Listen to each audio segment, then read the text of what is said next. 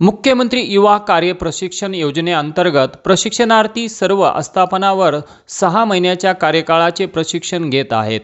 सदर प्रशिक्षण पूर्ण झाल्यानंतर आम्हाला आमचा कार्यकाळ वाढवून आम्ही प्राथमिक व माध्यमिक शाळेत तसेच विविध विभागांमध्ये ज्या ठिकाणी जॉब करत आहोत तेथेच कायमस्वरूपी सेवेची संधी देण्यात यावी अशी मागणी आदर्श मल्हार बहुजन सेना ऑल इंडियाचे संस्थापक अध्यक्ष अभिलाल दादा देवरे यांनी राज्याचे उपमुख्यमंत्री अजितदादा पवार यांची भेट घेत त्यांच्याशी सकारात्मक चर्चा केली आणि मागणी केली।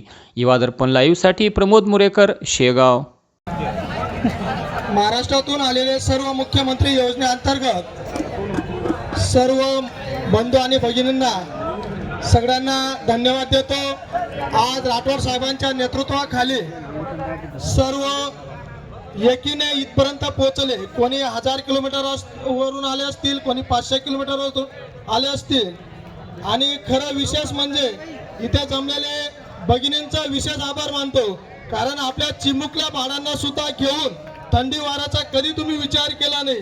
मुख्यमंत्री साहेबांना मी सगळ्यांच्या वतीने एकच विनंती करतो, आतापर्यंत आदर्श मल्हार सेनेच्या माध्यमातून संपूर्ण राज्यामध्ये आपण निवेदन दिले आणि तिथे एकच विनंती केली की साहेब, आम्ही तुमच्या पाठीमागे भक्कमपणे उभे होतो, तुम्ही सुद्धा आमच्या पाठीमागे भक्कमपणे राहा, आमची मुदत वाढवून द्या, असे परिपत्रक काढा। आणि असं जर नाही झालं तर आदर्श मल्हार सेनेचे संस्थापक अध्यक्ष अभिलाल देवरे स्वतः आमरण उपोषण करतील।